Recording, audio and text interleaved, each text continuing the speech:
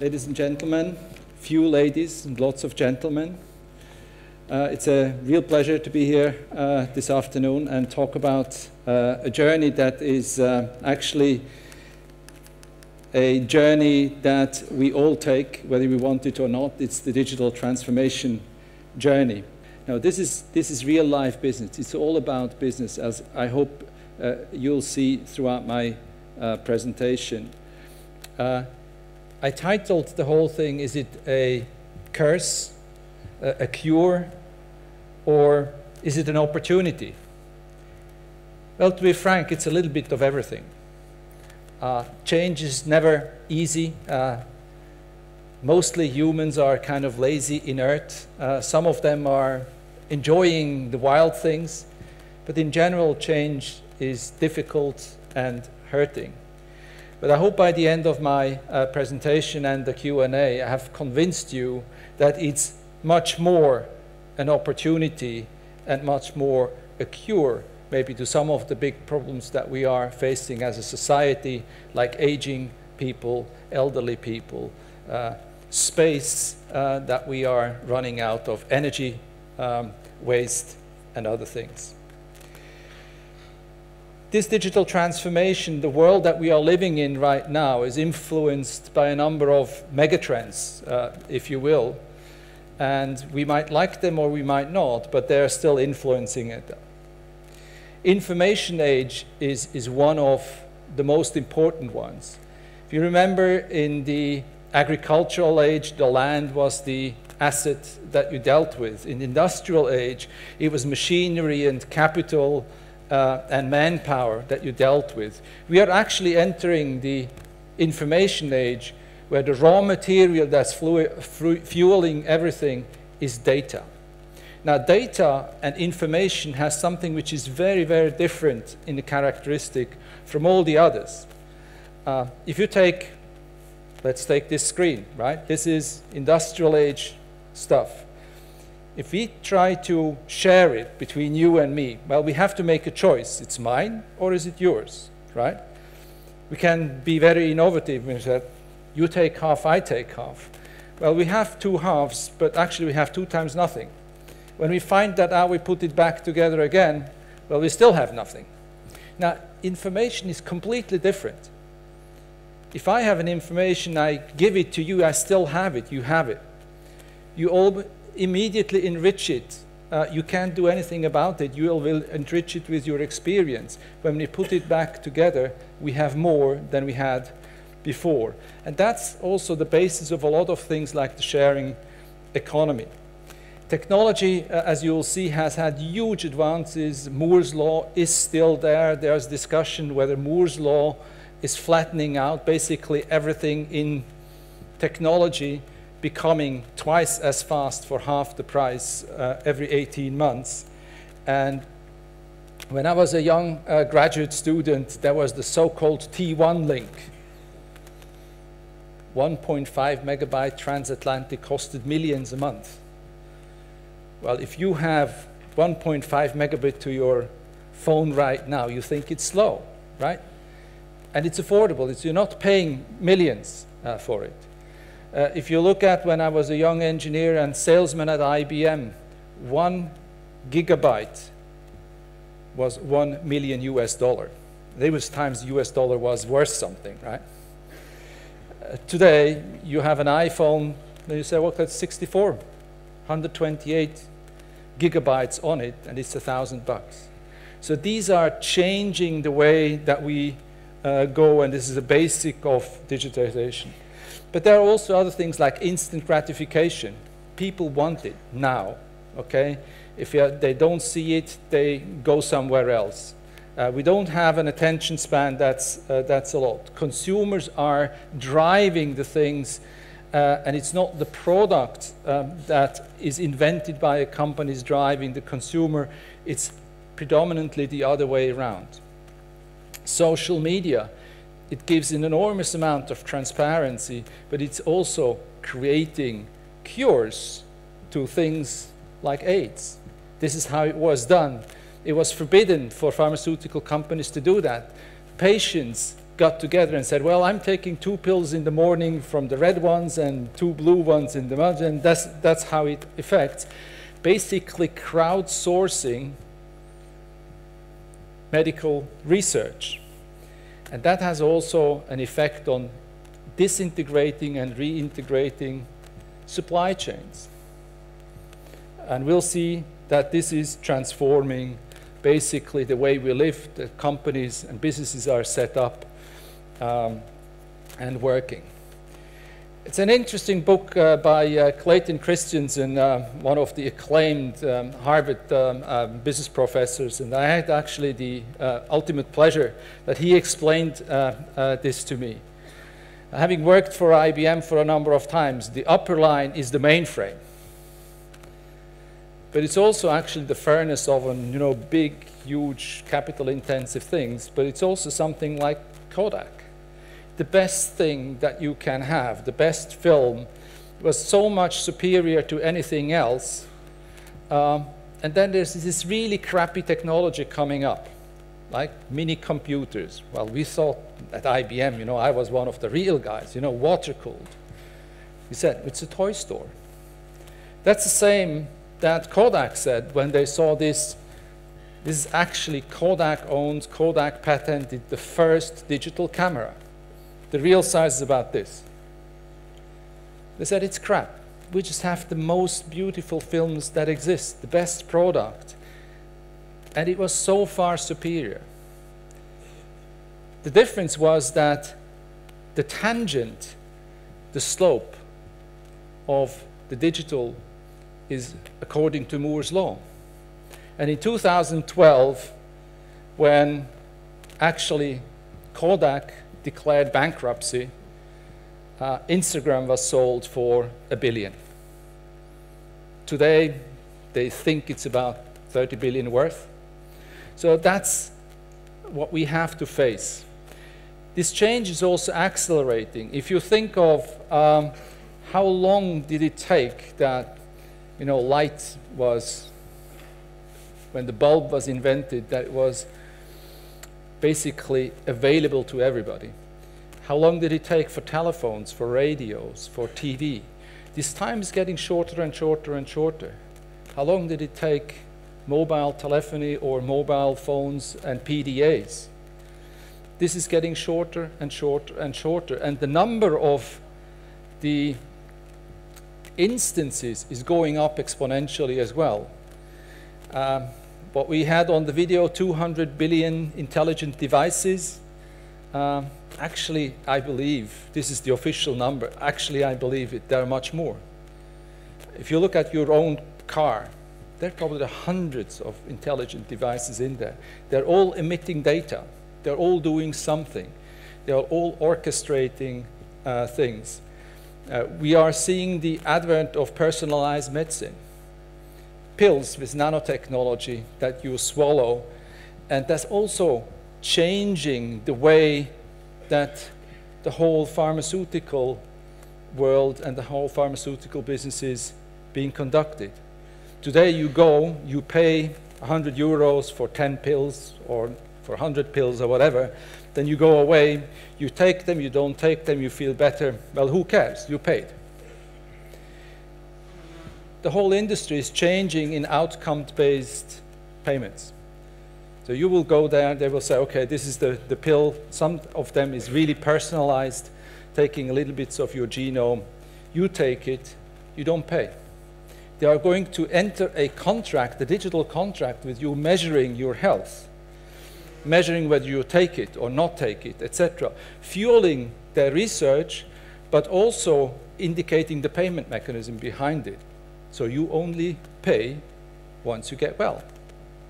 And obviously there is a whole digital system behind it to take care, to intervene, to look after adverse reactions, but also for settlement, for payment, to share that money then with different stakeholders.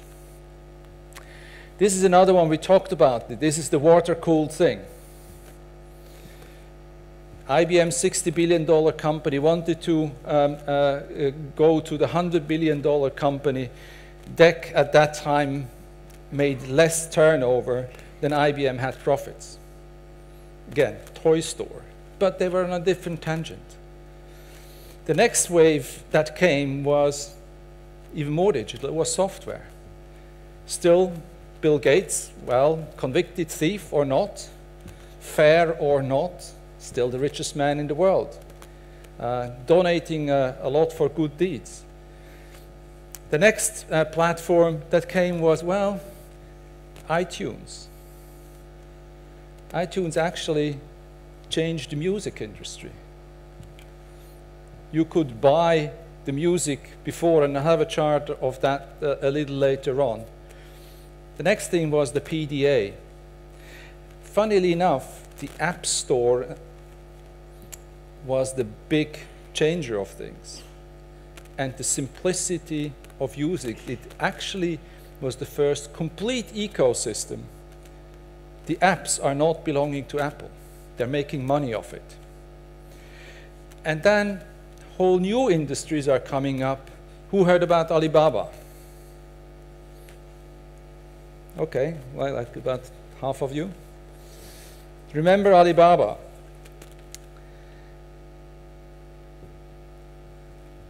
This is the music industry. A mere 100 years ago, or a little more, maybe 120, it was also only something for the very rich.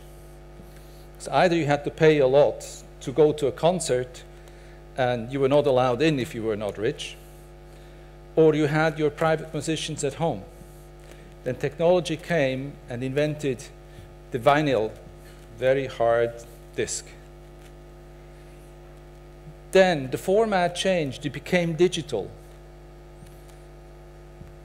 Then somebody said, well, do we have to distribute it in a hard way, or can we distribute it differently?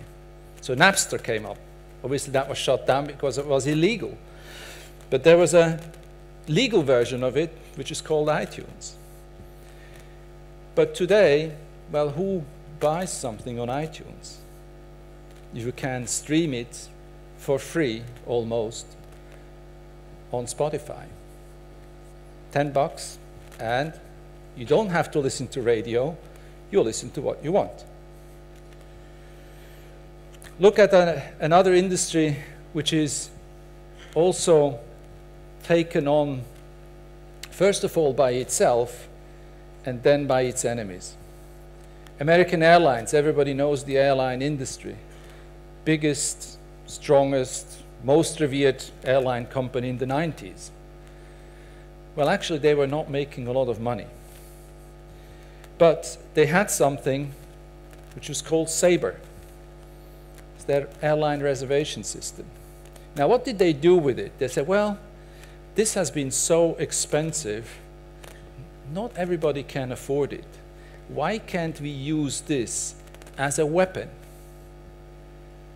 We'll have everybody of our competitors use that as well. So they became the ones who basically traded, like a stock exchange, all airline business in the world. Now, there is still lawsuits, I think, hanging up to today, whether they did it the right way or unfairly, kind of raising their own products to the top, exactly like Google is these days acclaimed for. Maybe they make the advertisement where they get a cut on it quickly on the top as well. Now, you can't really read it, but basically it says that the reservation system was worth more than its parent company.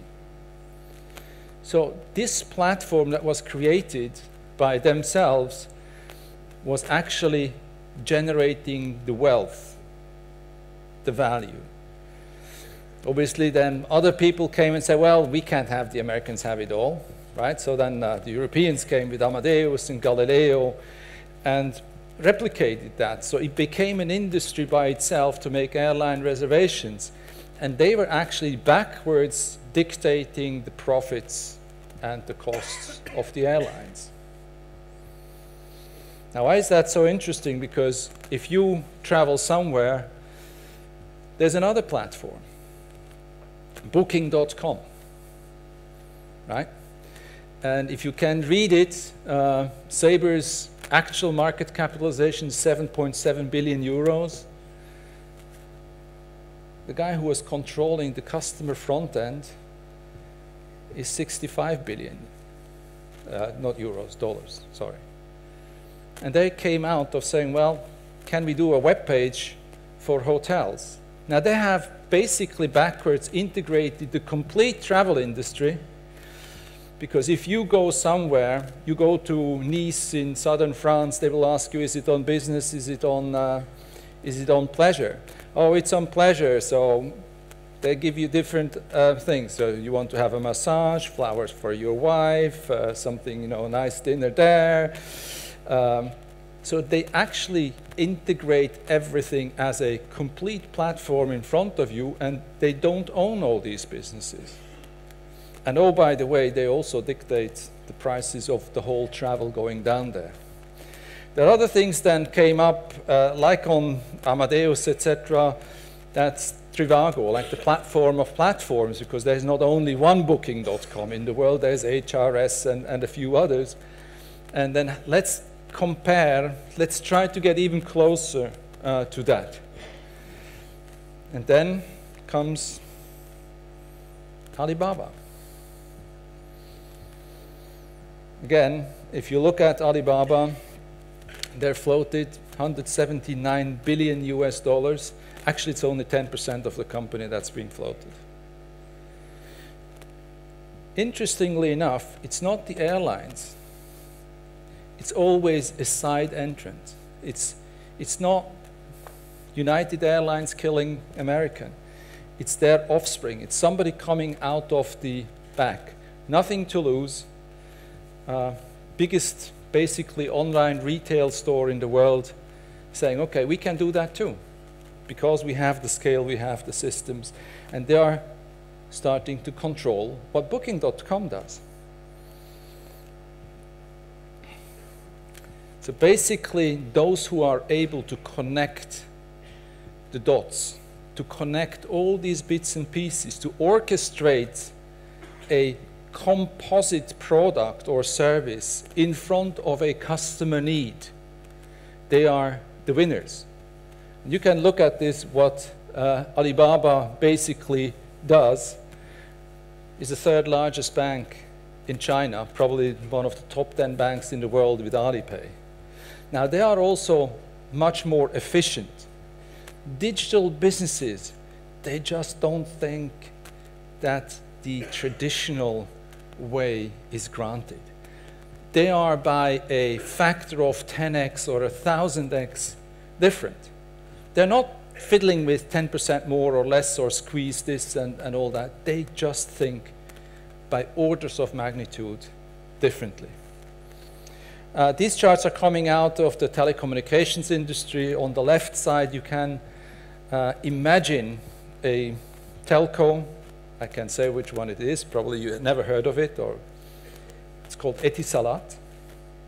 Who heard of Etisalat? Okay, like 5 people. Fourth largest telecommunications company in the world. Headquarters in Abu Dhabi, growing like hell. Okay. Still, if you look at, they are dealing with 5,000 new customers, where others, like WhatsApp, are dealing with 1 million new customers a day. So it's orders of magnitude different. If you look at their IT, they're basically looking at very efficient, because it's Perigon, 1,000 different configurations on servers they're dealing with. Google has only 10, doing all sorts of business around the world. You can buy it online. Their HR is all about control and prescriptions and policies, and this is the way to do it. Whereas Netflix, one of the companies you probably all know, they say, well, if you feel like vacation, go on vacation. Just make sure that that works. People are not misusing that. They are mandating churn, 5%, whereas others try to limit churn. the business models are immediately going for global. The speed of servicing or delivering new services, delivering new products is in seconds rather than minutes and months. The efficiency of running IT, how many people are used to run a few servers? Again, Google is by orders of magnitude different. And you have thousands of people in the call center, whereas others, like GiffGuff, they just say, well, we don't need that. The customers will take care of that themselves. Just think of, when did you last call Microsoft and somebody came out to you to fix your PC? You just go to Google, you know, in text, you say, well, I had this issue, black screen on Windows 10, and boom, here comes one page with click here and it's going to fix it. It's been done by somebody else. This is actually a chart that I was inspired to when I gave a speech a few months back in Munich. It was the day after Siemens's annual meeting, and the CEO actually said 6 times digital, and they were so proud that the stock went up by 6%. I'm not sure the connection there was, but nevertheless, that was the chief digital officer on the board of Siemens who made the presentation, showed us what they really do to embed, to wrap their products into digital-enabled, digitally wrapped services. But what really inspired me to that chart is when this person said, well, but we are 345,000 people. You saw the gleam in the eyes. You saw, wow, this is the real thing. A few weeks later, I was sitting together with the chief strategy officer of AT&T. He said, well, you know, we're a very asset-intensive business. You know, all this telecommunication stuff is billions and billions and billions, and we have to invest it. And we are actually cloudifying the network and virtualizing it, and it's going to be much, much better. I said, well, still old. Now, if you look at value creation, so value, again, we can debate it, what the value is, but being at the Bourse, and you made an IPO last year, let's just take the market capitalization divided by the number of employees, which is probably an interesting measure of efficiency or how much value is created by a person. So here it is. Siemens, huge company, $200. AT&T, $900. Now Alibaba, I took the official number on the stock exchange of the market cap, which we don't exactly know how many % of the company has been floated, and took the total number of employees, which is 33,000. It's an order of magnitude different, right? And if you look at WhatsApp, you all use WhatsApp. Again, it's an extreme case, but it's money paid. 38 employees sold it for 2.8 billion. Actually, it was a very simple mechanism. It was $50 per phone number they had.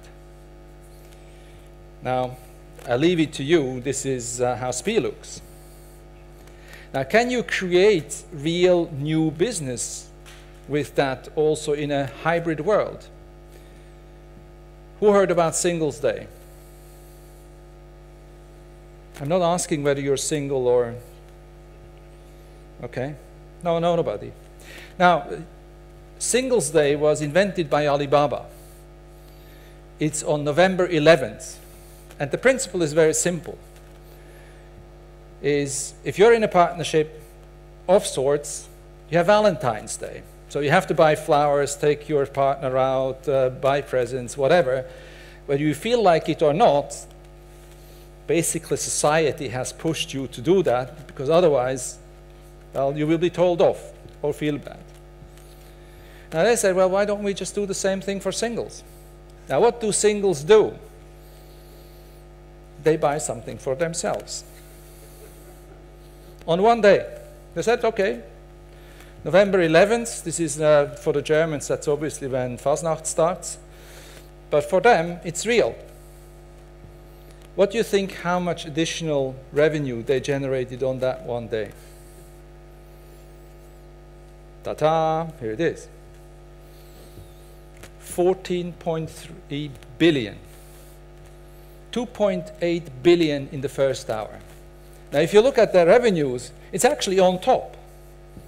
So it didn't take anything away, but you had to have the capability, the ingenuity to think completely weird stuff, to implement it and satisfy it. This is the second year they do it. Again, we can believe it or not believe it, but it seems to be pretty real. What I'm trying to say here is we are actually living in a digital world. There are no products anymore that are just physical. Even if you order tomatoes for tonight, that's a digitally wrapped product.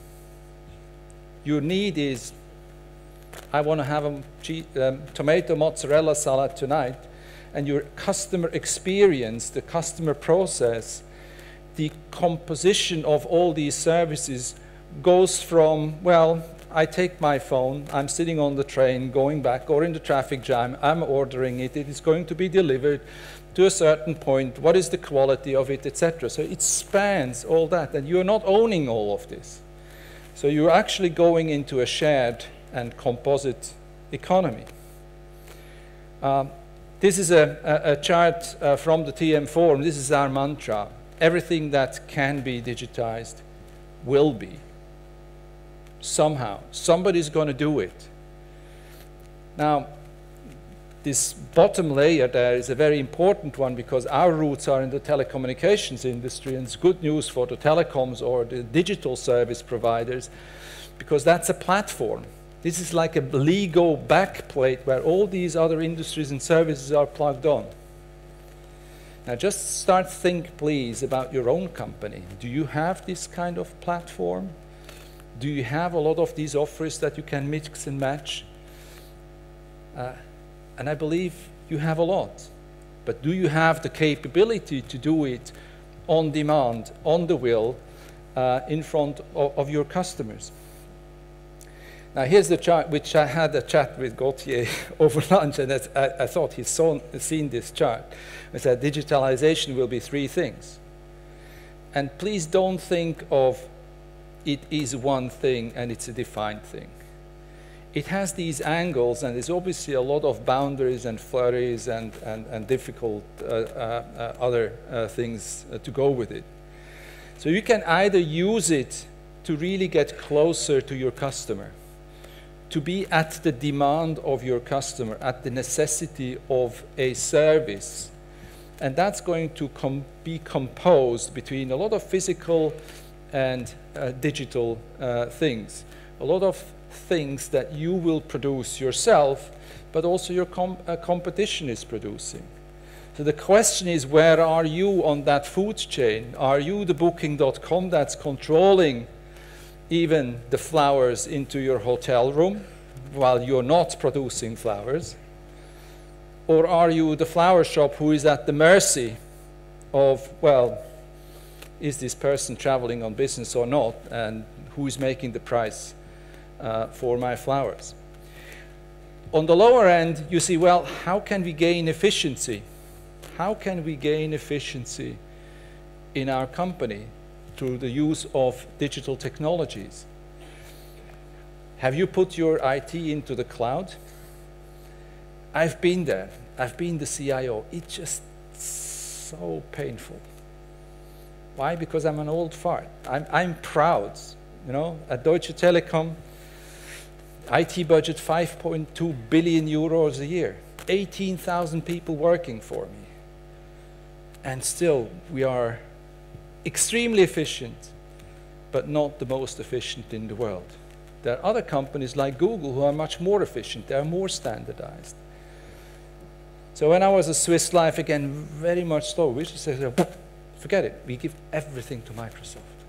Then we can worry about the processes, the customer-facing thing, etc. If we made an acquisition, boom, you just go on our server.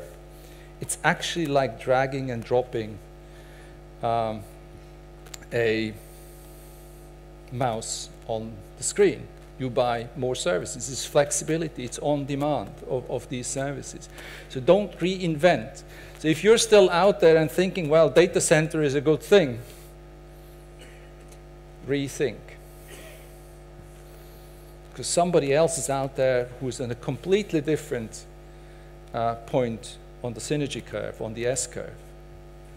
And then there are these composite things where you say, okay, well, is this a digital enterprise? And I'll show you a few examples of that in a minute.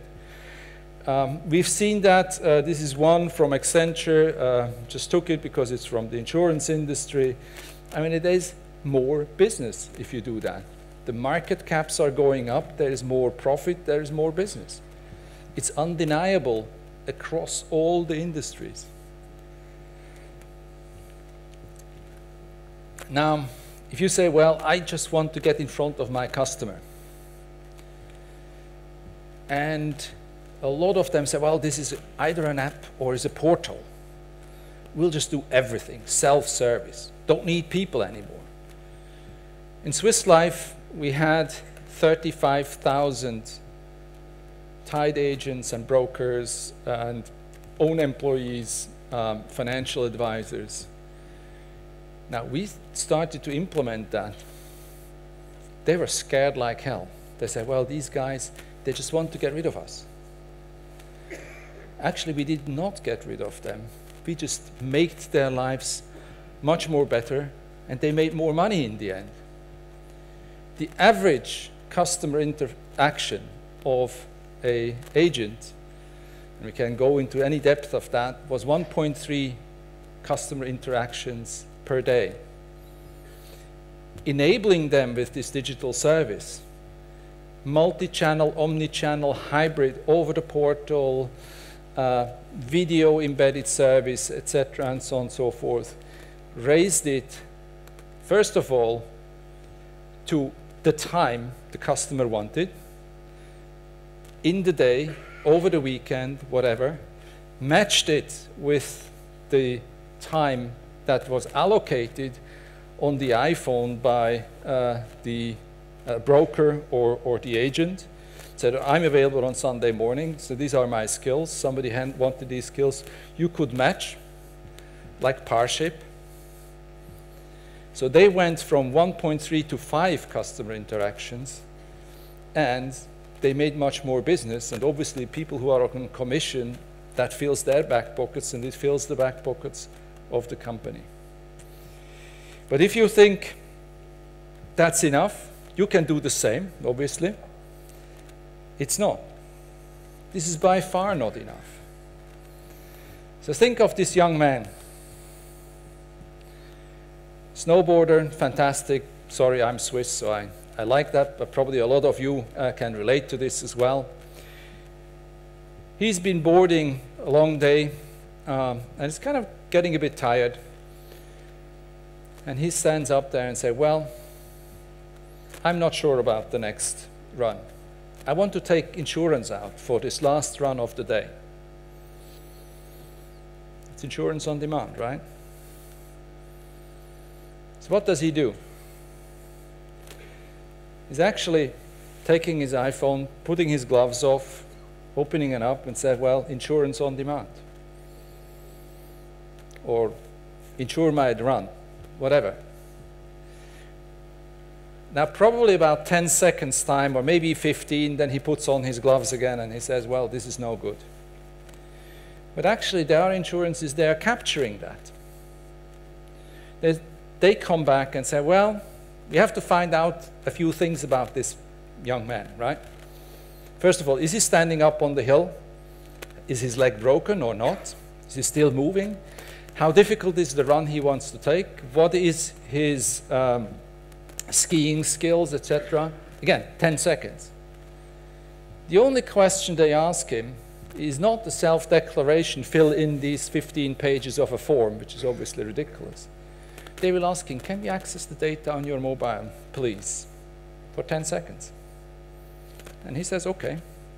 So they're accessing GPS data, all the apps. Oh, he has a skiing app, so we can look where he skied. He has a GPS on the phone. He's been triangulated from his mobile phone all over the place. There's a three-dimensional map where he is, where he wants to go. You can calculate his skills. And he's coming back and said, okay, fine, still okay. He's not too tired. This is absolutely done. $5. He says, okay, thanks. And he goes, and he's off. Now, if you think I'm dreaming, I'm not. That's a real case. Insurance company is called ACE. These are composite services, maybe a little closer to you. Let's talk about Daimler, Mercedes, for most of you, right? One of the most hated things, but most of the most critical things, is securing the bolts of the wheels on the assembly line. It's heavy work, people don't like it. It's superbly critical, because if you take too much torque to this type of wheel, then it's falling off. If you take not enough, then it's falling off or destroying that, etc. And the regulator tells you that you have to know all this.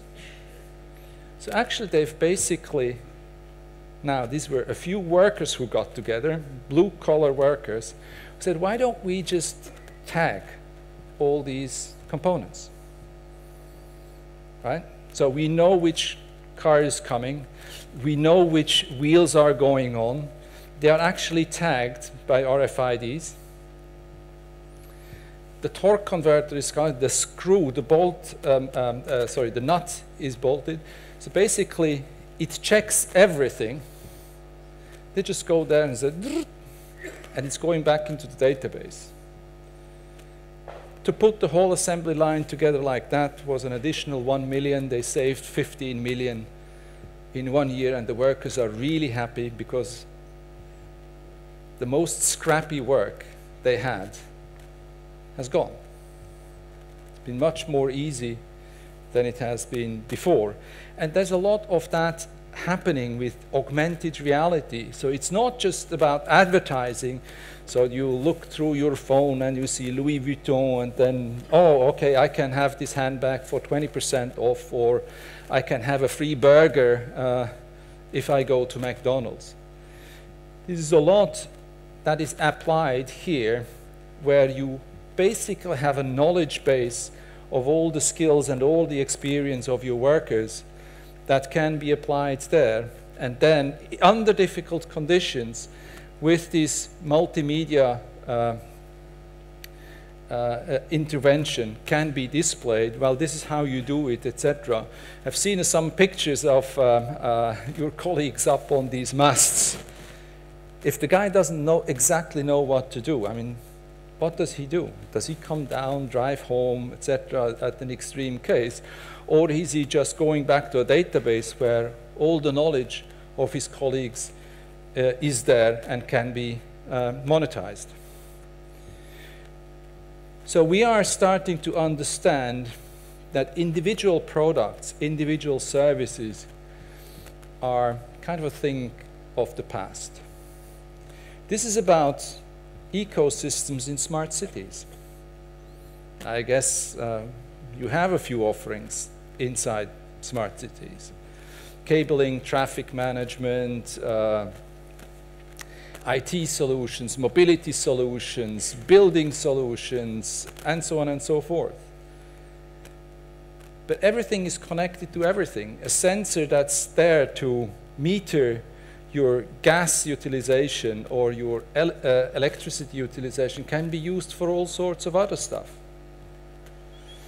And these ecosystems are obviously overlapping. So there's a fire in a department store, or there is a bomb unfortunate, like we heard it this morning. Then you go out, you create, you go to the database, you know what has been there, who is there, what is the intervention. You can rearrange the traffic patterns, make sure that the emergency is going out very, very fast. Now, what's needed for that is not just this piece of these blobs in the ecosystems. What's also needed for that is a platform, the backbone, the Lego plate, if you will, which can collect all these enormous amounts of data that are coming out of all these sensors, the enormous amount of knowledge that is generated by all these intervening workers all the time, store it, and effectively rearrange it, analyze it in sub-seconds, if you will, for a catastrophic intervention, but also for others on longer term. On the top of that, you have social. So people who are congregating, doing these type of applications, doing their own work, like a fire department head in Los Angeles actually developed an app which was distributed to doctors. So when an alarm went off, somebody called 911 and said, well, there is somebody lying on the floor here and is bleeding. Obviously, it's the fire department and medical department going out in an emergency. But this emergency was sent to all the doctors who had this app installed, and they could save a lot of lives and reduce the costs for the city. Again, completely radically different thinking. It's not about the traditional ecosystem where you say, okay, this is my product, okay? I'm controlling this product, and I'm customer focused, but just through the lens of my product. It's about collaboration with your customers, with your competitors, co-creating in a digital economy, building these ecosystems. Again, back a little bit to what Gauthier said. Well, what are the things that you really have to look at in this digitally transforming world? First of all, it's just the start. So it's going to go on for a very long time. How the world looks in 10 years? Well, we don't have a clue. We have a hard time trying to make the budget for next year and think of the actions of the next 2 to 3 years. But with agility, we can move forward. So business agility and technical agility need to go hand in hand to be on the winner side in this transformed world. Partnering is going to be key, because more and more people will, on demand, look at the fulfillment of their needs. And you have to aggregate hard goods and services to do so. And then finding out, being there when this arises. Like when you land on an airport, you put on your phone, you get an SMS, and say, well, here is your tariff for the day.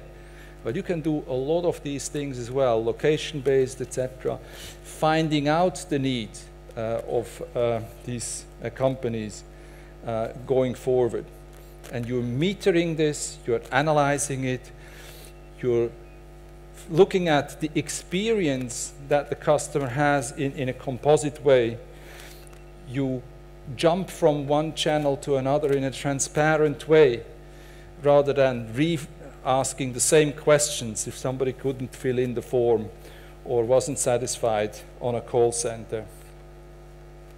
So here is my conclusions on this.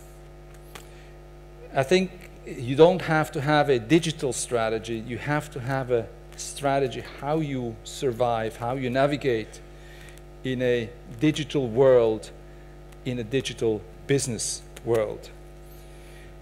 At the same time, you have to really balance your plan on how do you transform your business And don't stop off, well, you know, these guys had nothing to do, greenfield, building up WhatsApp, etc. These are the rare cases. You are the real cases, like at Swiss Life, you were the real case. The real question is not to put up the portal.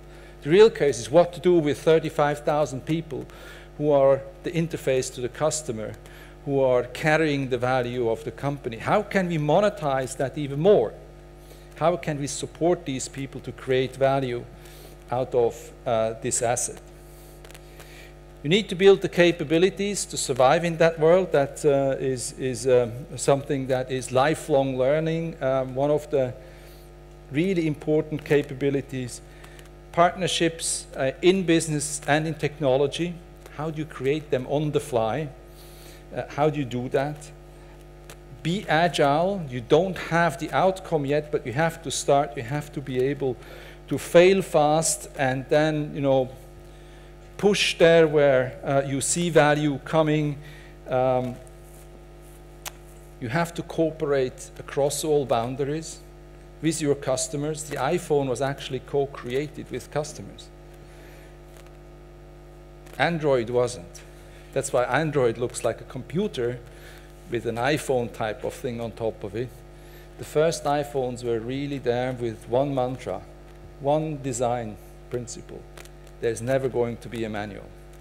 And it changes things. That's why it has been so successful. And then lastly, think of adopting outcome-based pricing, outcome-based products. Again, Siemens is selling trains to Spain, and they're actually being paid on punctuality. Not the initial capital, but the whole maintenance fee. Completely different models. Now, just when you think you are winning, you have the 4 aces, superbly successful company. And these are a few concluding thoughts before we go into Q&A. There's another guy coming, and he's changing the game. It's managed by Smith & Wesson. Now, is it fair? No, it's utterly unfair. But it's reality. Swisscom 2 years ago had a profit of 700 million Swiss francs. Not bad, right? They had a revenue of 700 million Swiss francs with 0 production cost of SMS. Okay? 2 guys came in, WhatsApp and iMessage. How much is their revenue from SMS today? 0. So it happens to everybody, and it happens there where it really, really hurts, on your high margin products. So you could think, is the glass half full or is it glass empty, half empty? Where are you on that journey? I think that's the wrong question. You have to ask yourself, well, can we change the game? We talked about it also over lunch and over dinner yesterday. Well, intellectual property. Everybody's immediately jumping on patents and all that. But think of your thousands of blue-collar workers out there. The intellectual property, the know-how they have, how to do it. If you can capture and monetize that more, you are really changing the game. Like we've done it in Switzerland with Swiss Life. Next question, well, is it about the glass or is it the water? That's the next game changer. What is it really about? Or even further, are you a big fish in a small pond? Is competition eating yourself up, or can you jump out? Can you be the booking.com? Can you be the integrator of all services, engineering, composite services in a smart city? Now, the next 5 years is $400 billion being spent on smart cities.